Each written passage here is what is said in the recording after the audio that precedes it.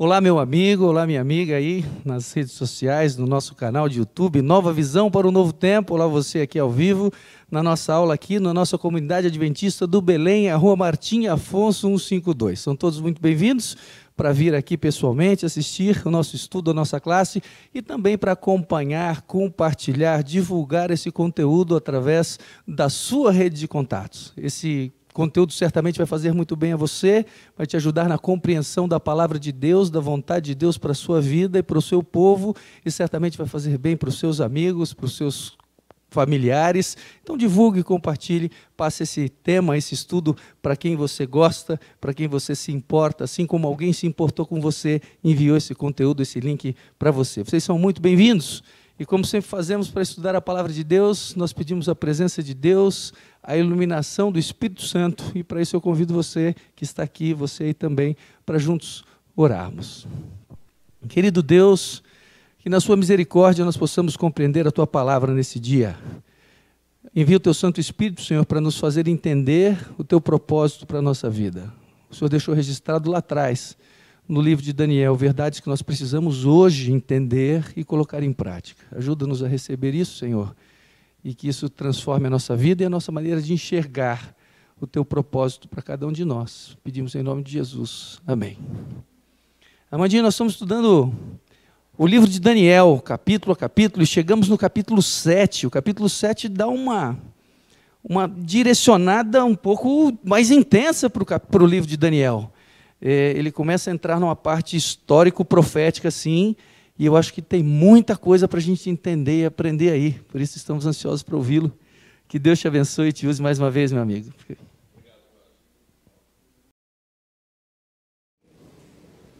Obrigado, Roger, pelas palavras.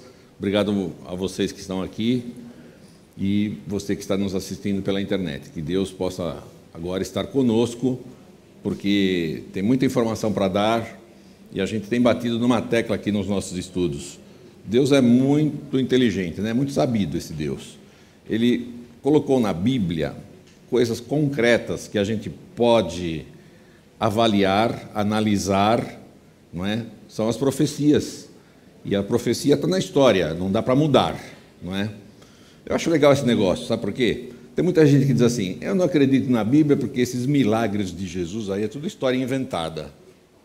Tá bom, mas acontece que Deus não está falando para você acreditar na Bíblia por causa dos milagres de Jesus. Deus está falando para você acreditar nos milagres de Jesus, porque na Bíblia tem antecipação da história, que o curso da história mostrou que é verdade. Então, se a profecia é verdadeira, por que o milagre não o seria? Percebe? Então, nós estamos aqui para racionalmente acreditarmos na Bíblia. E hoje nós vamos sair dessa parte histórica, aliás, vamos ainda ficar um pouquinho nela, porque vamos começar a falar de coisas intangíveis, coisas que a gente não consegue medir, mas nós já ganhamos confiança na Bíblia por conta das profecias, ok? Se você não viu todas as profecias, volta lá no nosso canal, tem um monte de palestras lá sobre profecias. O que nós vamos estudar hoje? Do mar revolto, as nuvens do céu, e vai isso nos levar até um drama de opressão política e religiosa, e eu começo com o capítulo 7, verso 1 do livro de Daniel, que diz assim: no primeiro ano de Belsazar, rei da Babilônia, teve Daniel um sonho e visões ante seus olhos, quando estava no seu leito. Escreveu logo o sonho e relatou o resumo de todas as coisas. Falou Daniel e disse: eu estava olhando durante a minha visão da noite, e eis que os 4 ventos do céu agitavam o mar grande. 4 animais grandes, diferentes uns dos outros, subiam do mar. Nós temos também uma mania aqui. A gente não interpreta a Bíblia, tá? A gente deixa a Bíblia se interpretar, porque ela tem as chaves de todos os símbolos que estão registrados nela. Quais são os símbolos proféticos deste verso aqui? Dá para entender esse verso do jeito que está? Mas olha só que legal. Ventos, que é a palavra que está ali, segundo o livro de Jeremias, capítulo 49, versos 36 e 37, os ventos representam destruição e guerras. E o mar, segundo Apocalipse 17, 15, representam povos e nações. E os animais, o próprio verso 17 do capítulo 7 de Daniel explica, são reis ou reinos. Então, trocando os símbolos pelas palavras que realmente querem dizer, como é que fica o verso? Olha como fica fácil. Vi os povos agitados por guerras e 4 reinos sucedendo-se um ao outro. É isso que o verso quer dizer. Ficou fácil? Ficou fácil. Tem interpretação humana aqui? Não. Tem só chave bíblica. Percebe? É assim que nós trabalhamos aqui. Os animais. O primeiro era como um leão e tinha asas de águia. Enquanto eu olhava, foram-lhe arrancadas as asas, foi levantado da terra e posto em 2 pés como homem, e lhe foi dada mente de homem. Um leão, rei dos animais, com asas de águia, a rainha das aves. Que chance a gente tem se encontrar um bicho desse na frente? Nenhuma, não é? Mas ele foi levantado e posto em 2 pés. Eu nunca vi um leão correr como um bípede, então aí minha chance aumenta, tá certo? E em outras traduções está escrito, lhe foi dado coração de homem. Tá? Vamos já ver o que é isso aí. Continuei olhando, e eis aqui o segundo animal, semelhante a um urso, o qual se levantou sobre um dos seus lados. Na boca, entre os dentes, trazia 3 costelas, e lhe diziam, levanta-te e devora muita carne, um urso grande. O terceiro animal, eis aqui outro, semelhante a um leopardo, e tinha nas costas 4 asas de ave. Tinha também este animal 4 cabeças, e foi-lhe dado domínio. A principal característica de um leopardo é a velocidade. E um leopardo com 4 asas é muito veloz, é muito rápido. E o último animal, eis aqui o 4º animal, terrível, espantoso e sobremodo forte, o qual tinha grandes dentes de ferro. Ele devorava e fazia em pedaços e pisava aos pés o que sobrava. Era diferente de todos os animais que apareceram antes dele e tinha 10 chifres.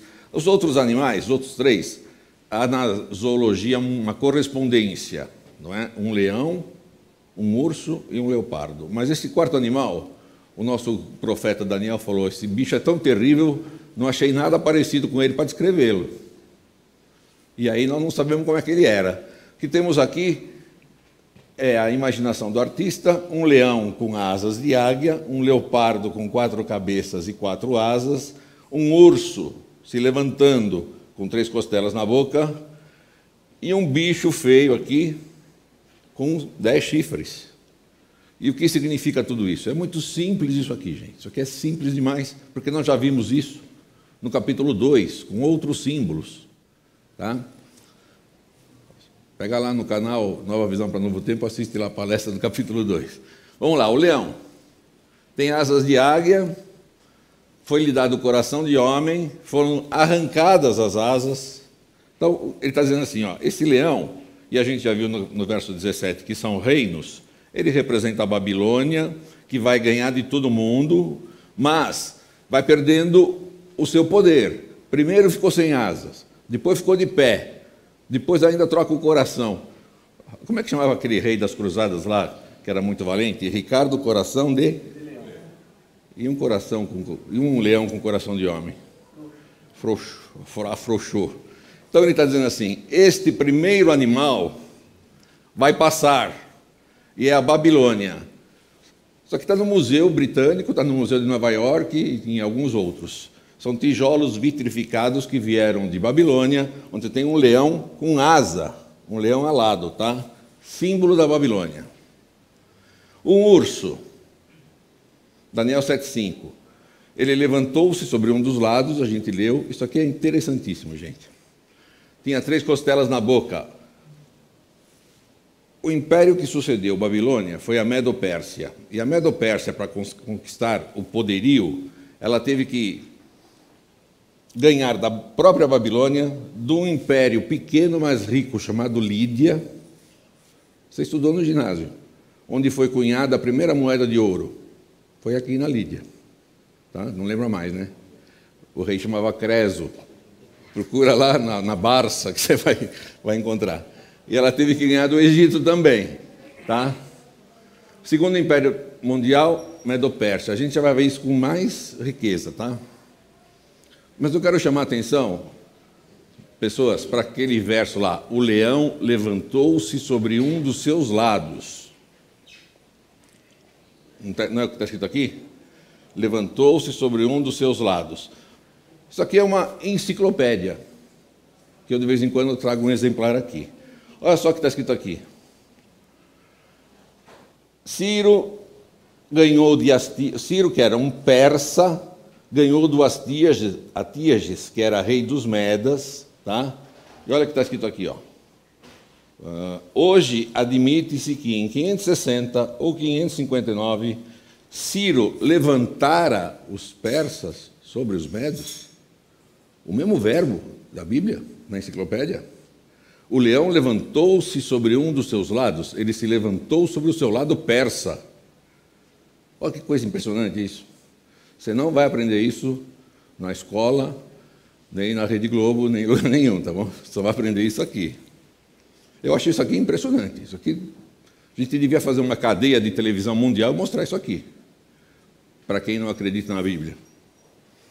Aqui está o Império Medo-Persa, tá? Aqui tem a Média, ele ganhou de Babilônia, ele ganhou da Lídia, tá?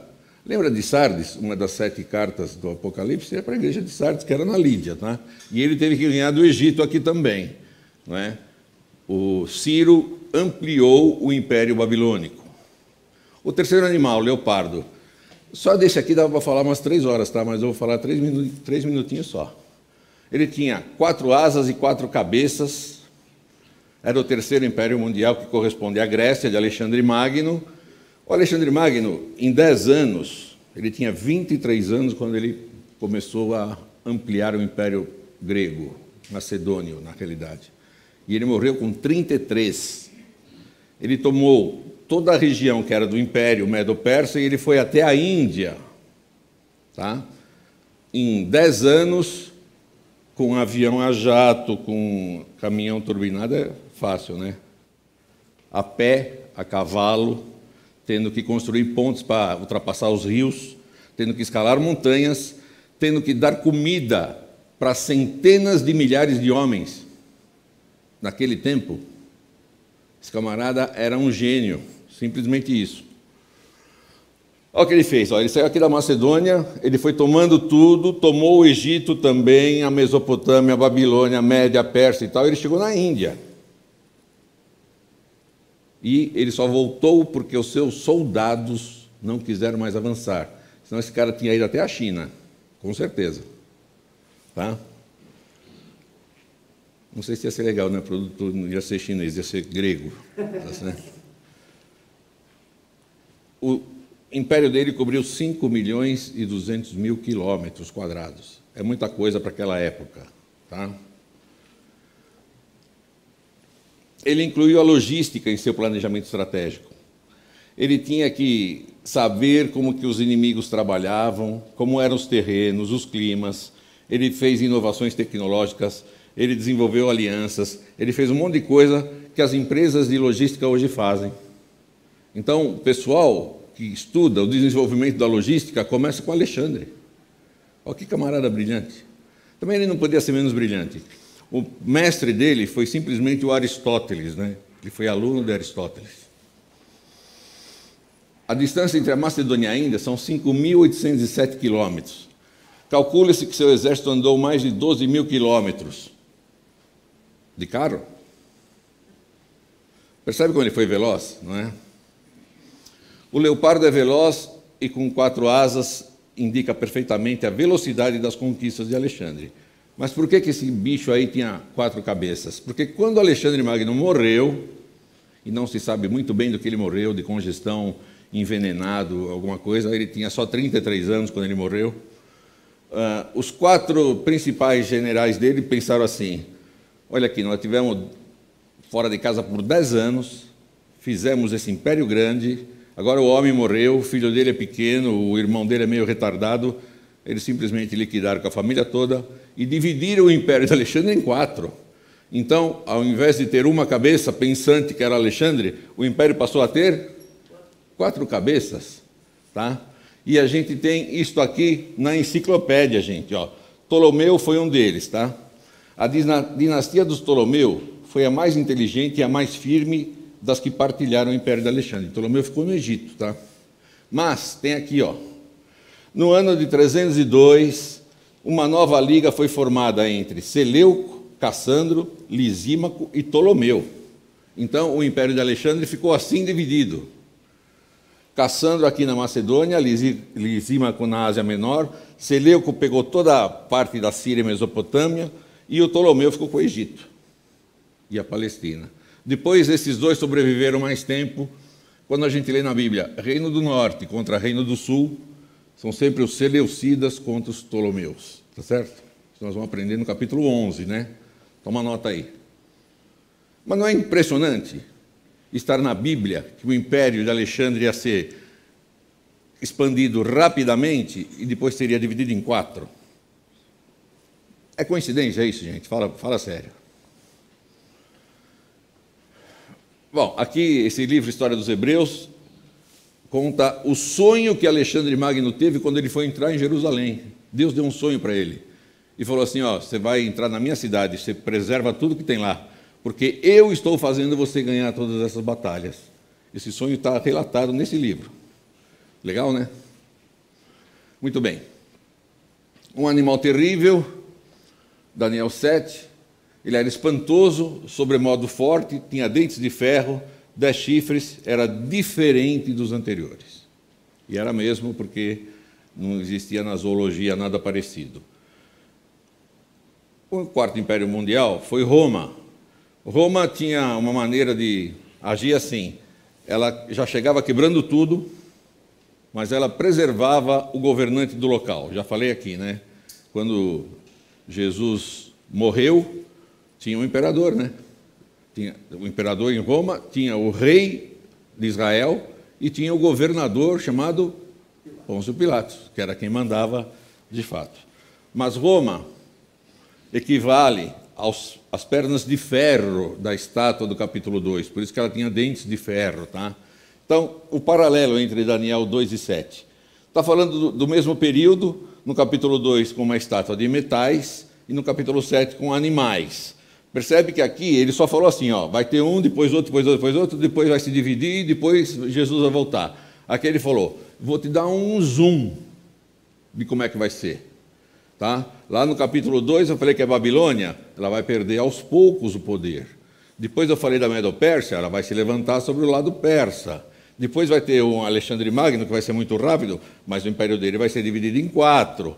E depois vai vir um animal aqui, muito grande, muito forte, diferente dos primeiros. Então, capítulo 2 e capítulo 7 são iguais, sendo que capítulo 7 vai dando detalhes a mais. Ok? Até aqui está fácil. Moleza, né? Os 10 chifres, comparados com os 10 dedos da estátua do capítulo 2, são as 10 nações que surgiram quando Roma caiu. E agora nós temos um camarada aqui chamado Constantino. Constantino subiu ao trono do Império Romano em 306 da era cristã. Tá? E ele fez algumas coisas legais, esse cara, e outras péssimas.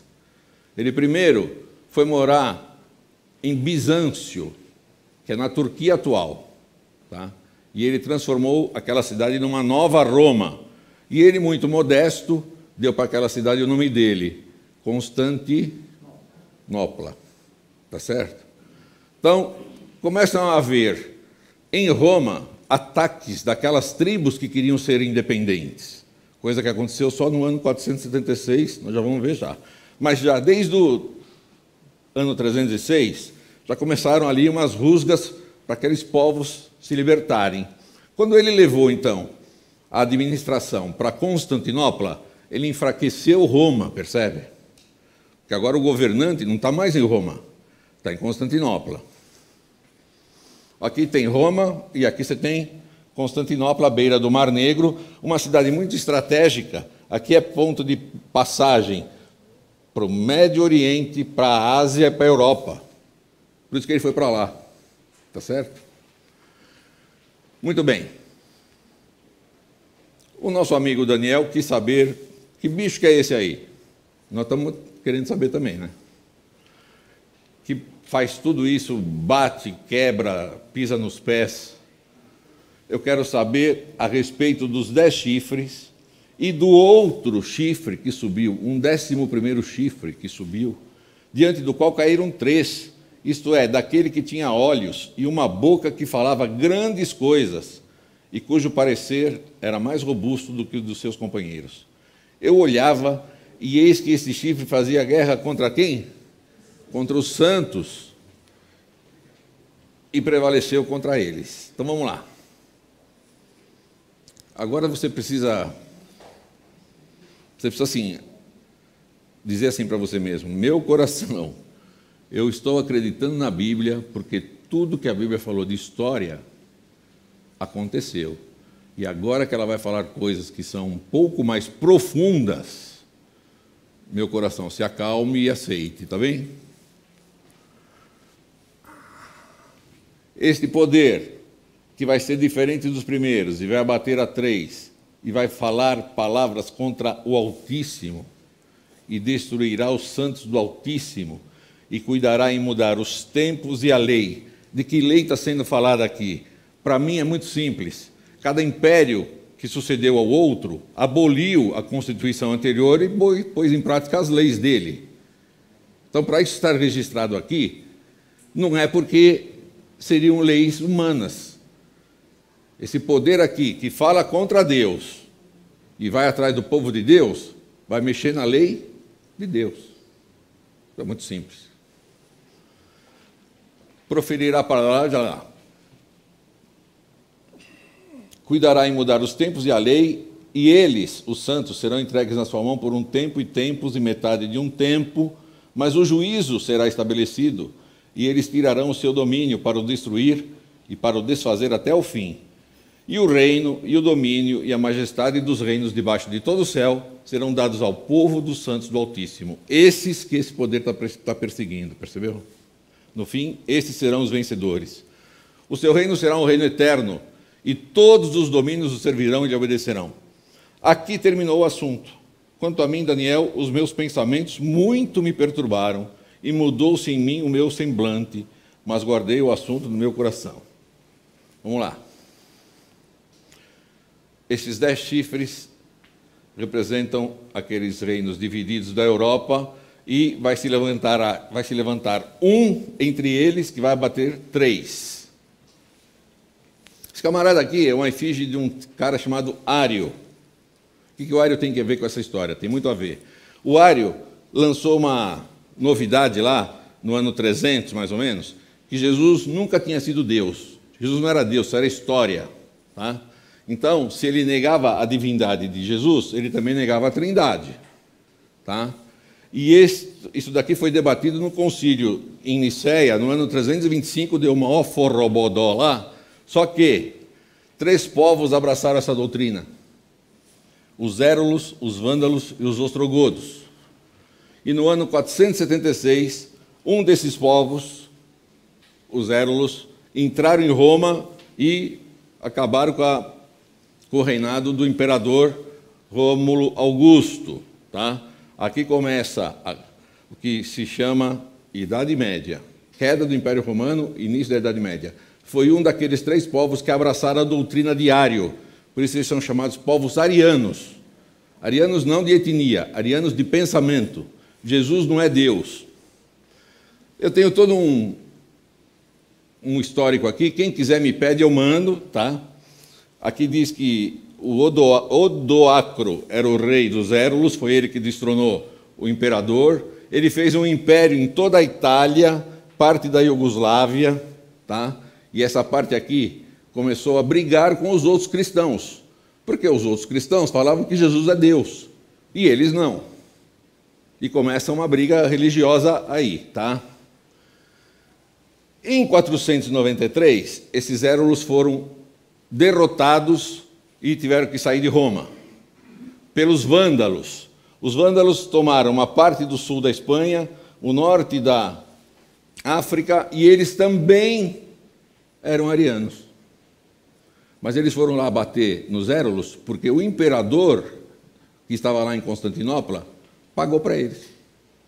Tá? Tem aqui todo um histórico também, não interessa muito para nós, tá? Acontece que em 534 os vândalos foram derrotados, porque o imperador Justiniano, que agora era ele que estava lá em Constantinopla, chamou um general dele chamado Belisário e falou assim: compra muito exército aí, mercenário, paga bem, vai lá e liberta Roma, porque eu perdi o controle de parte do meu império, percebe? Eu estou aqui em Constantinopla, perdi Roma, ninguém mais me obedece ali naquela região. Então vai lá e dá um pau neles. E ele deu. E ele fez um decreto em 533, dizendo assim: eu perdi o controle administrativo, mas eu quero mandar nas pessoas. Então eu, imperador, faço um decreto. O bispo de Roma é o cabeça de todas as igrejas. Alguém aqui é de origem católica? Você casou na igreja católica? Não. Eu casei na igreja católica. Quando eu fui casar na igreja católica, o padre falou assim: você se batizou na igreja católica? Eu falei: me batizei. Quanto tempo faz? Eu falei: não lembro, eu era neném, né? Era neném. Então você arruma o seu certificado e batismo, senão eu não te caso. O bispo de Roma tem poder? Já tinha desde aquela época, tá? O que o imperador Justiniano fez aqui? Ele falou assim: eu perdi o controle civil, mas eu vou botar um cara lá, que quem não obedecer esse cara não pode nem casar. É simples assim, tá?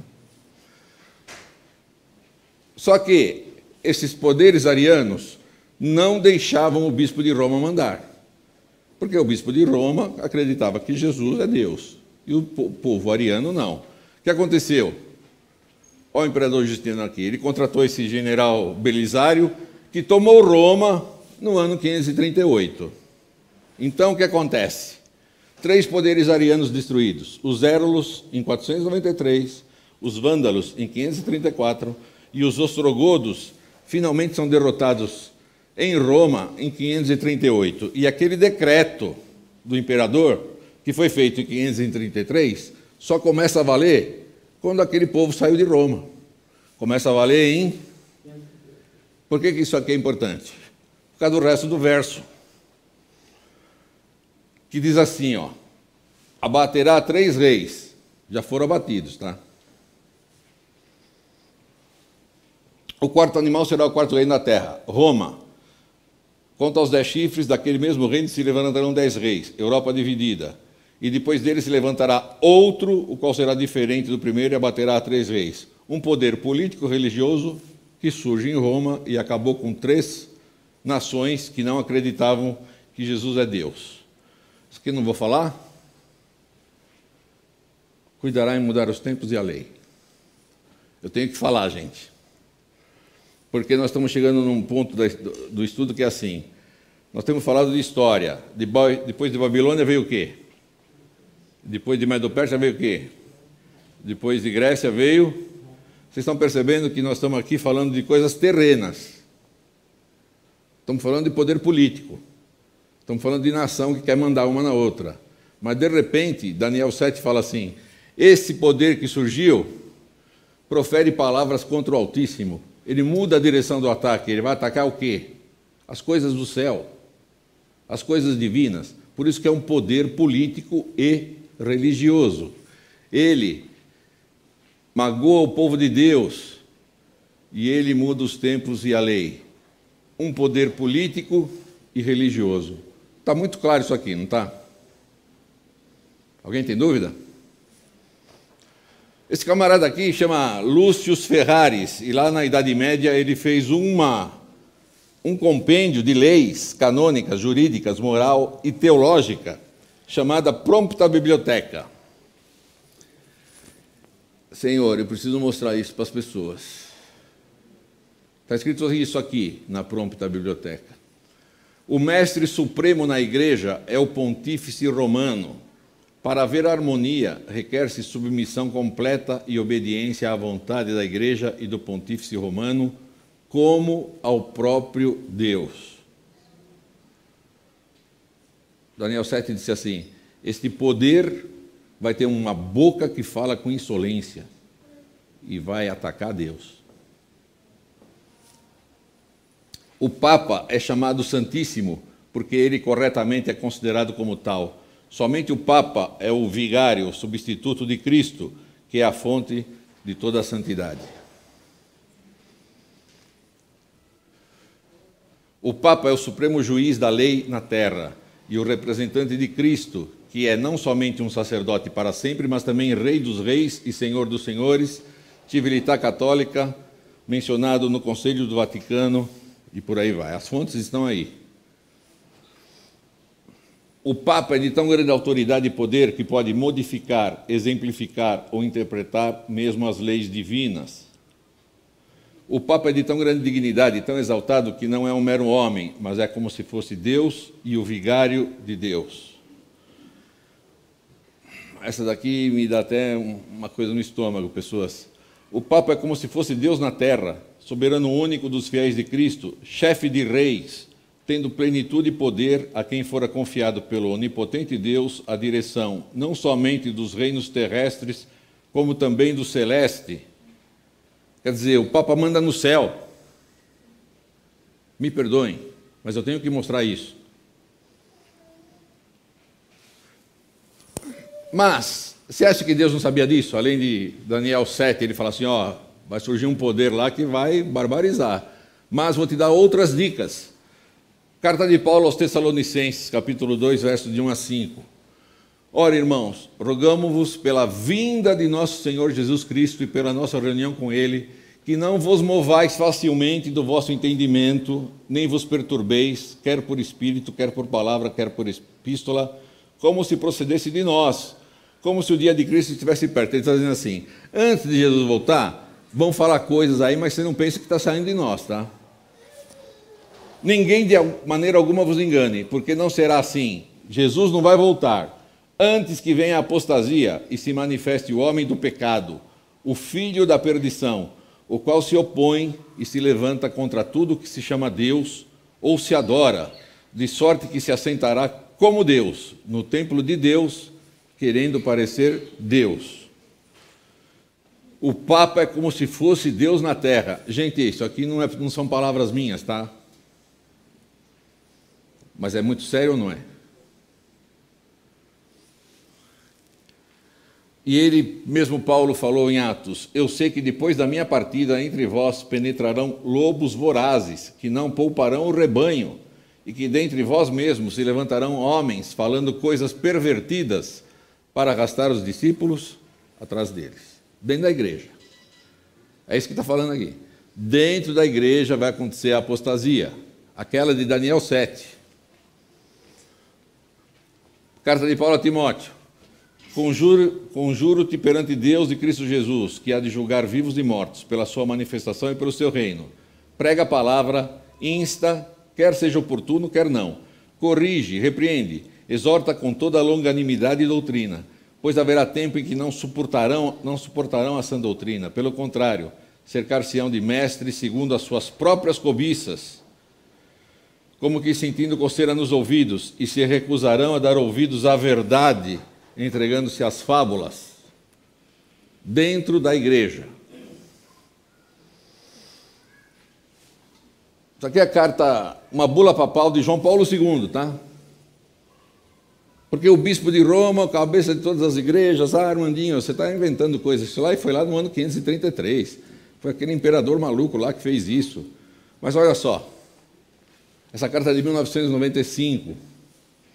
Com o poder e a autoridade sem os quais tal função seria ilusória, o bispo de Roma, isso foi escrito por João Paulo II, o bispo de Roma deve assegurar a comunhão de todas as igrejas. Como é que era o decreto Justiniano? O bispo de Roma é o cabeça de todas as igrejas. Por esse título, ele é o primeiro entre os servidores da unidade. Tal primado é exercido a vários níveis, que concernem a vigilância sobre a transmissão da palavra, quer dizer, a palavra de Deus transmitida do jeito que o Papa quer. A celebração sacramental e litúrgica, a missão, a disciplina e a vida cristã. Compete ao sucessor de Pedro recordar as exigências do bem comum da igreja, se alguém for tentado a esquecê-lo em função dos próprios interesses. Tem o dever de advertir, premunir e, às vezes, declarar inconciliável com a unidade da fé esta ou aquela opinião que se difunde. quando as circunstâncias o exigirem, fala em nome de todos os pastores em comunhão com ele. Ele é o cabeça de todas as igrejas. Pode ainda, em condições bem precisas, esclarecidas pelo Concílio Vaticano I, declarar ex cátedra, que uma doutrina pertence ao depósito da fé. Quer dizer, ele pode inventar uma doutrina. Ao prestar esse testemunho à verdade, ele serve à unidade, desde que ele seja... Em outra página, a comunhão de todas as igrejas particulares com a Igreja de Roma, condição necessária para a unidade. Isso aqui é o capítulo daquilo lá, não fui eu que escrevi isso aqui, não. Tá? A comunhão de todas as igrejas particulares com a Igreja de Roma é uma condição necessária para a unidade. A Igreja Católica, tanto na sua praxis como nos textos oficiais, sustenta que a comunhão das igrejas particulares com a Igreja de Roma e de seus bispos com o bispo de Roma é um requisito essencial no desígnio de Deus para a comunhão plena e visível. Já ouviu falar de ecumenismo? O ecumenismo é isso. Todo mundo junto, desde que o bispo de Roma seja o cabeça.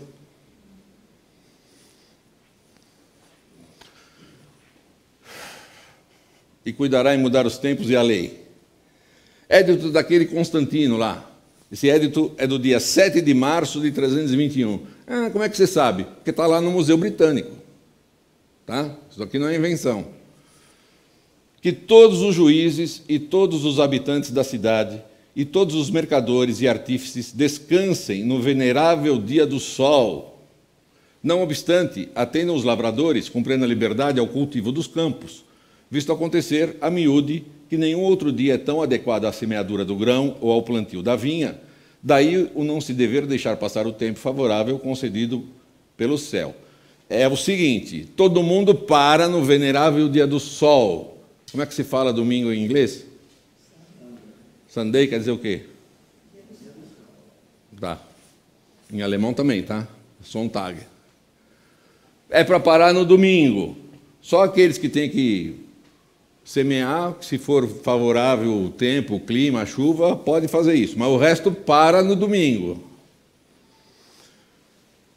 O mais antigo reconhecimento da observância do domingo como um dever legal é uma constituição de Constantino em 321 da era cristã, decretando que todos os tribunais de justiça, habitantes das cidades e oficiais deviam repousar no domingo, que era o venerável dia do sol, com uma exceção em favor dos que se ocupam do trabalho agrícola. Isso está na Enciclopédia Britânica, no artigo Sunday.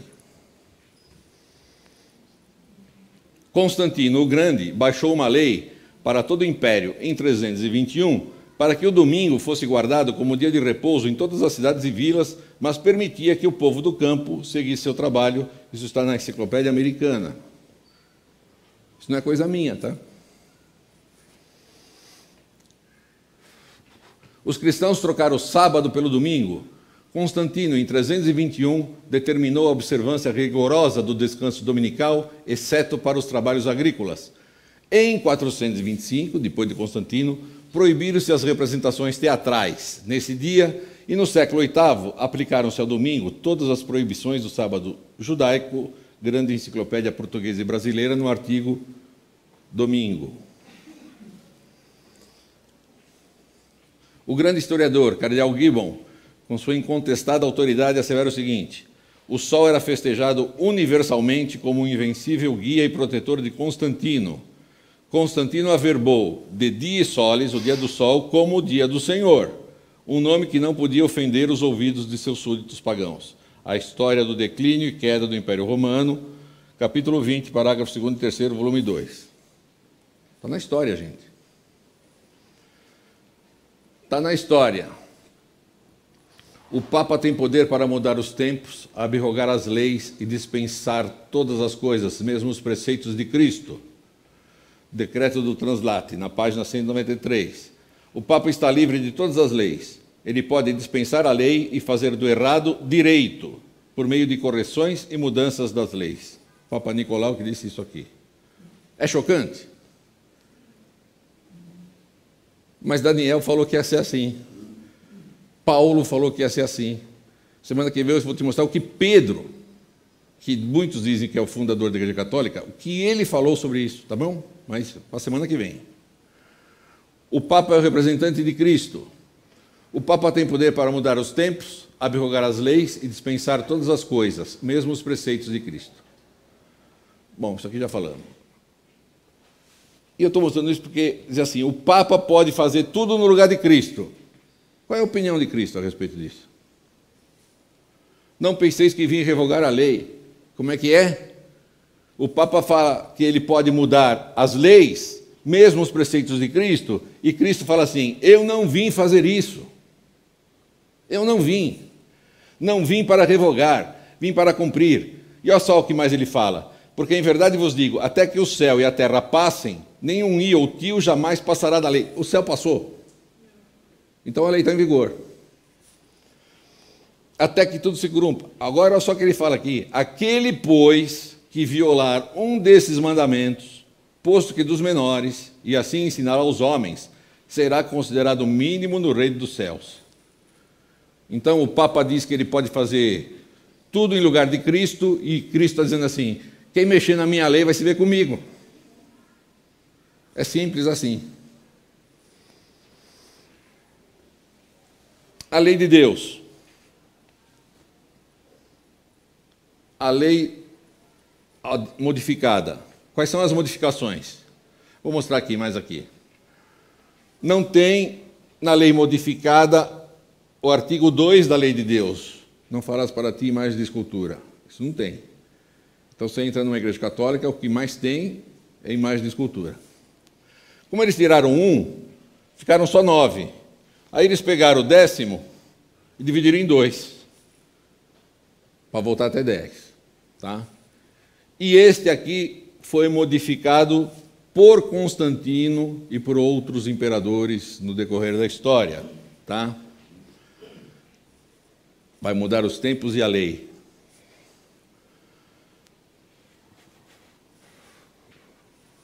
Em resposta à pergunta, haverá um outro meio de provar que a igreja tem poder para instituir dia de festa? Stephen Keenan, que era um católico do século XIX, respondeu, se ela não tivesse tal poder, não teria feito aquilo com que todas as igrejas modernas estão de acordo com ela.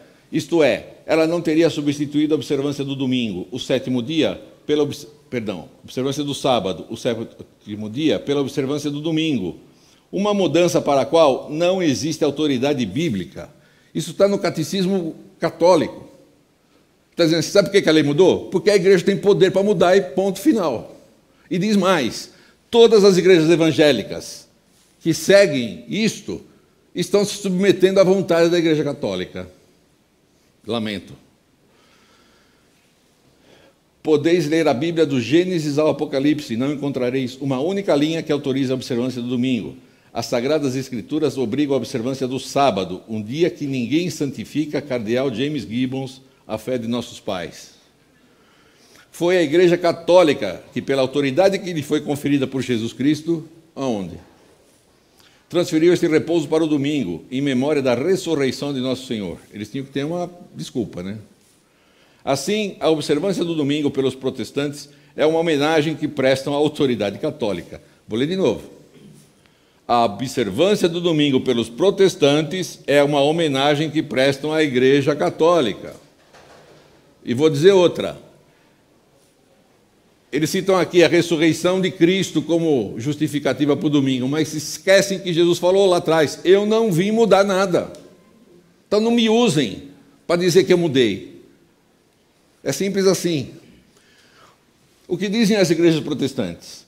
Dr. Edward Hiscock, autor do Manual Batista, perante um grupo de pastores, ele fez esse discurso em novembro de 1893. Havia e há um mandamento que manda santificar o sábado, mas esse sábado não era o domingo. Dirão que o sábado foi transferido para o domingo. Estudei esse assunto por anos e pergunto, onde é possível encontrar o registro de tal mudança? Não no Novo Testamento, absolutamente não. Sei que o domingo entrou em uso como dia religioso na primitiva história cristã. Que pena, porém, que ele nos venha assinalado com a marca do paganismo e batizado com o nome do Deus do Sol, em seguida adotado e sancionado pela apostasia papal e legado ao protestantismo como uma doação sagrada. Não precisa explicar, hein? Os presbiterianos, isso aqui são os batistas que pensam assim, os presbiterianos. O sábado cristão, que é o domingo, não se encontra na Escritura e não era pela igreja primitiva chamado de sábado. Tratado de Teologia de Dwight, na página 401 do volume 4. Os congregacionalistas: não existe na Bíblia mandamento que requeira de nós a observância do primeiro dia da semana como sendo o sábado cristão. Mode and Subjects of Baptism, do Fowler. Os episcopais: a festa do domingo, como todas as outras festividades, foi sempre uma ordenança simplesmente humana e estava longe de cogitações dos apóstolos estabelecer a este respeito uma ordem divina. Longe deles e da primitiva igreja apostólica transferir para o domingo as leis do sábado. A história da igreja e da religião cristã. Dos episcopais: os metodistas: é certo não haver um mandamento positivo para o batismo infantil, tampouco há para santificar o primeiro dia da semana. Compêndio teológico do reverendo Amos Binney, páginas 180 e 181. Os luteranos: a observância do dia do Senhor, domingo, não se baseia em nenhum mandamento de Deus, mas sim na autoridade da igreja. Então nós temos o catolicismo dizendo que mudou porque pode, e todas as outras grandes religiões tradicionais dizendo que não encontra na Bíblia motivo para guardar o domingo, mas guardam. E todas as outras que vieram depois, tudo isso que tem por aí, tá? As pentecostais, universal, qualquer uma delas. Você passa em cada bairro, tem umas 3 ou 4 portinhas lá com o nome de igreja. São filhas destas. Então, que dia que elas guardam? Qual é a base bíblica?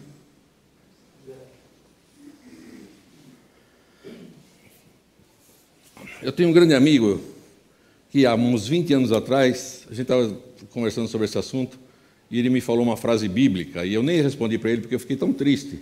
Ele falou assim para mim: importa mais obedecer a Deus do que aos homens. Falando do domingo.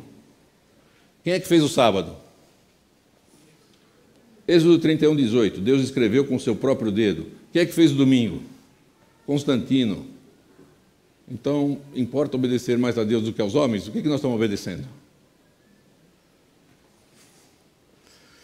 E os santos lhes serão entregues nas mãos por um tempo, 2 tempos e metade de um tempo. Se você abrir a Bíblia em Daniel 11, 13, você vai ver que tempo significa ano.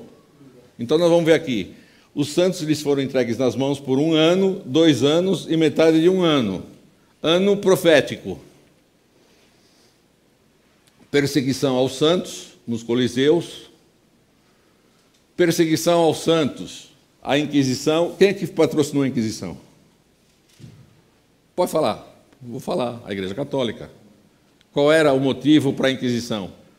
Você não está obedecendo o Papa, você está obedecendo a Bíblia. Então a Bíblia não é para ser obedecida, é para se obedecer o que o Papa fala. E todos os povos que procuravam ser fiéis à Bíblia foram perseguidos.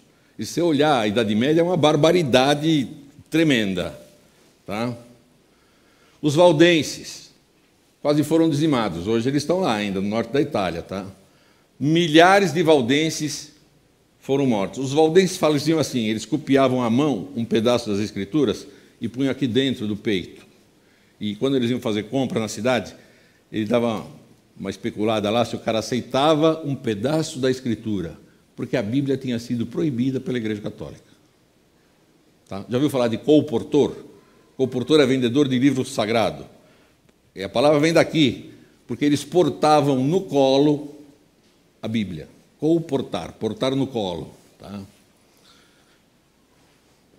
O massacre de São Bartolomeu foi um episódio da história da França na repressão aos huguenotes calvinistas, engendrado pelos reis franceses que eram católicos.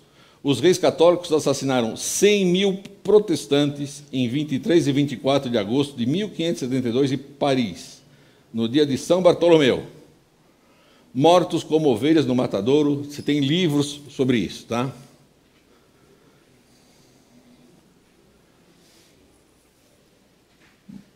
Para mostrar que é verdade isso que eu estou falando, o Papa João Paulo II pediu desculpas.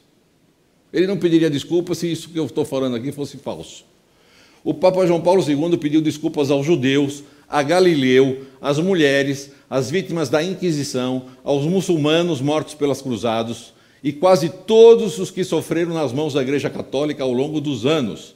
ele fez oficialmente desculpas públicas para mais de 100 destes delitos.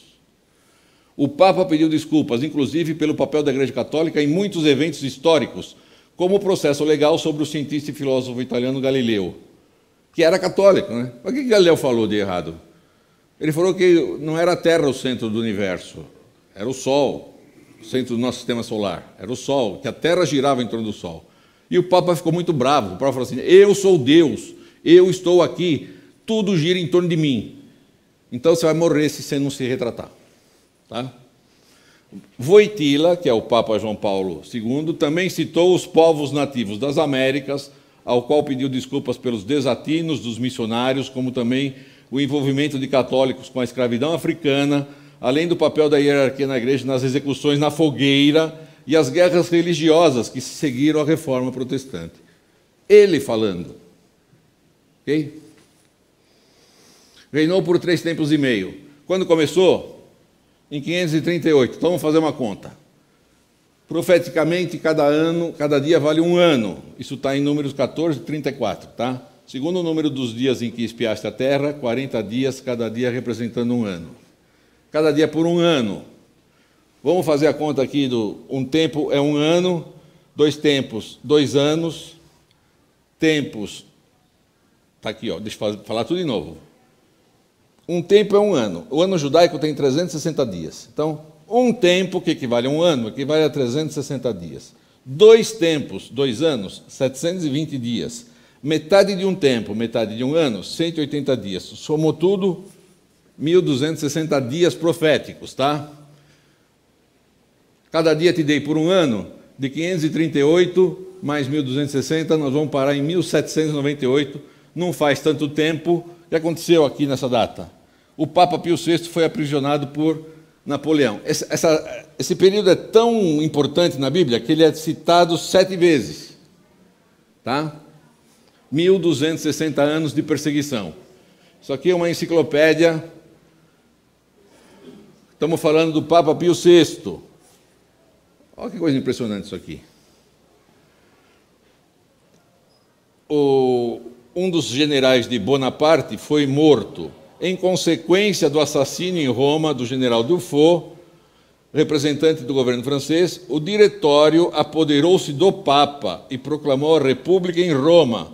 Preso pelo general Berthier em 1798, Pio VI foi conduzido sucessivamente a várias prisões. A história conta que os 1.260 anos aconteceram assim. É impressionante isso aqui, hein? Tá? O Papa aprisionado em 1798 e o sistema papal perde seu poder. Eu quero fazer um alerta aqui aos meus amigos católicos, minha família católica. Nós não estamos falando mal de católicos. Nós estamos demonstrando que a história conta um sistema religioso que mudou as coisas de Deus. Então o problema aqui é o sistema religioso. Você não sabia disso até agora? Não tem problema nenhum, tá? Em todos os lugares tem pessoas de coração puro, inocente e querem servir a Deus. Agora você sabe. E agora você tem que conversar com Deus. Tá bem? Na visão de Daniel, você tem 3 animais, 1/4 animal, um chifre pequeno. Um chifre pequeno, 1/4 animal, os 3 animais. E no meio, um julgamento, do qual falaremos na próxima aula. Porque está dito que este poder vai ser julgado e o reino finalmente vai ser dado aos santos do Altíssimo. Tem uma coisa linda na Bíblia, eu gostaria de saber ler na língua original. Versos de 2 a 8 de Daniel falam de coisas da terra, por isso eu pus em marrom aqui, está escrito em prosa. Os versos de 9 e 10 falam de coisas do céu, é uma poesia. Os versos de 11 e 12 falam de coisas da terra, está escrito em prosa. Os versos 13 e 14 falam de coisas do céu, está escrito em poesia. Os versos 15 a 22 falam de coisas da terra, escrito em prosa. E os versos 23 a 27 falam de coisas do céu, escrito em poesia. Eu estou dizendo isso porque vocês acham que isso aqui é tudo coincidência ou é a inspiração do Espírito Santo? Fala para mim. Deve ser lindo isso aqui no original. Para terminar. E o reino e o domínio e a majestade dos reinos debaixo de todo o céu serão dados ao povo dos santos do Altíssimo. O seu reino será um reino eterno e todos os domínios o servirão e lhe obedecerão. Daniel 2 fala que Deus estabelece seu reino. Daniel 7 fala que esse reino vai ser dado para nós. Deus é legal, hein? Não é? Juntando as peças, a Bíblia é a verdade. Deus deixou um livro repleto de profecias para que por elas dessemos crédito aos temas imateriais. A história política e religiosa do mundo, descrita no livro de Daniel, é material suficiente para crermos na Bíblia ou não? Deus sempre teve um plano para resgatar a possibilidade de termos a vida eterna. O Cordeiro que foi morto antes da fundação do mundo, só Cristo salva. Não adianta inventar outro sistema de salvação. Semana que vem nós vamos ver como é que isso aconteceu, porque é só Cristo que salva. Ele vai voltar, porque Deus amou o mundo que falou que tinha que vir aqui morrer no nosso lugar. Por causa dos nossos pecados, aquele que não conheceu o pecado, ele o fez pecado por nós, para que nele fôssemos feitos justiça de Deus e vamos habitar no lugar onde só tem justiça. Foi duro? Então você se prepara que semana que vem temos o Yom Kippur do cristão. Sabe o que é o Yom Kippur? É o dia da expiação no calendário judaico, mas os cristãos também têm um, tá? E vamos ver qual vai ser o final desse julgamento que vai acontecer lá no santuário de Deus. Obrigado, assistam isso de novo, comparem com tudo que eu falei, com as histórias, com a história, com as enciclopédias. Qualquer dúvida, pode me ligar, pode comentar, só não aceito xingamento, tá? Você quer uma resposta profunda, honesta, me pergunta que a gente vai lá, ok? Mas tudo que foi dito aqui, não é ideia minha, eu só terei da história, tá bem? Roger. Como Deus se preocupa conosco, já deixou em Daniel 2 um resumo do que aconteceria, repetiu em Daniel 7, só que aí mostrando essa vertente político-religiosa que a gente entendeu hoje. Isso é muito importante que nós venhamos a entender, que a gente venha a aceitar e compreender, porque nós vivemos no meio desse período, nós vivemos esse conflito. E somos afetados diretamente por essas decisões tomadas por esse poder político-religioso na nossa vida. Então, que Deus te ajude a compreender, que me ajude a compreender, que a gente possa crescer nesse entendimento a cada dia. Vamos orar? Pedindo que Deus nos ajude nessa compreensão. Querido Pai, nós te agradecemos porque o Senhor deixou esse livro tão claramente explicado, a sequência da política do mundo, a sequência da história religiosa desse mundo e essa bagunça espiritual na qual estamos mergulhados, Senhor, se deve muito a todos esses sistemas que abandonaram a Tua palavra e cada um inventou um método novo de salvação. Mas nós cremos em Ti, queremos ficar com a Tua palavra. O Senhor pediu para que a gente, através do Santo Espírito, a entendesse e nós queremos entendê-la e praticá-la. Ajuda a todos nós, Senhor, a compreendermos isso, porque sabemos que o Senhor deixou isso tudo registrado com muito carinho, com muito amor. E nós queremos estar contigo quando o Senhor voltar. E eu te peço, venha logo nos buscar, em nome de Jesus. Amém. Obrigado por sua companhia. Reveja todos os nossos conteúdos no nosso canal, Uma Nova Visão para um Novo Tempo. Partilhe esse conteúdo com as pessoas que você gosta. Um abraço a você e a vocês aqui presentes. Fiquem com Deus.